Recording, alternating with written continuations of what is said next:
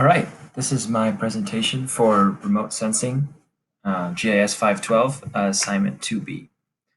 So my topic is remote sensing in biomass production. So for some context, biomass is what is harvested for production of biofuels, which is a form of renewable energy.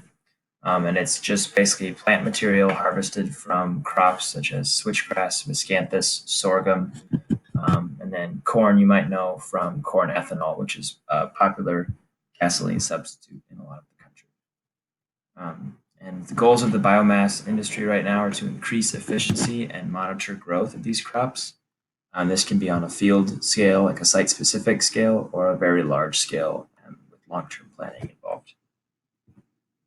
So the remote sensing application to this field is due to what we talked about in class with the spectral signature of green vegetation. As you can see in the diagrams on the right, we have corn, miscanthus, and switchgrass showing the spectral signature that we learned about.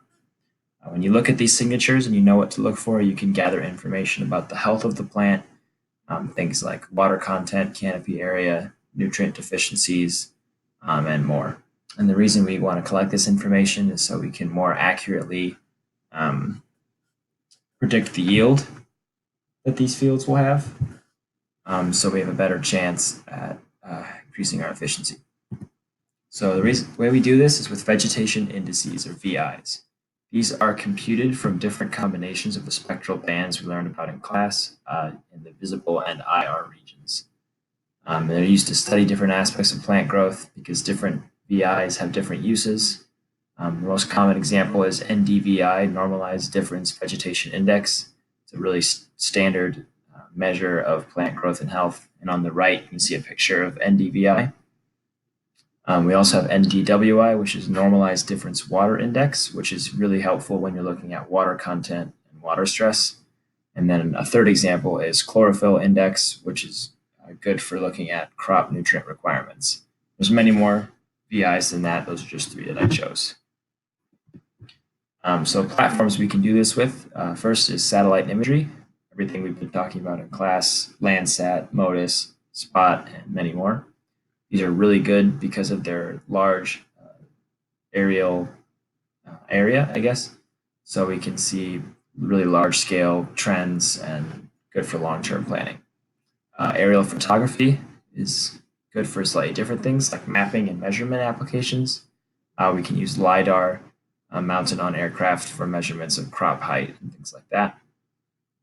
Ground-based remote sensing, a little different, is seeing the image, it's on the top of a tower, and it'll look at the surrounding fields with a really high spatial and really high temporal resolution. That is possible because it's only looking at the nearby area. And it's you can get near real-time data from these cameras and sensors, which is really good because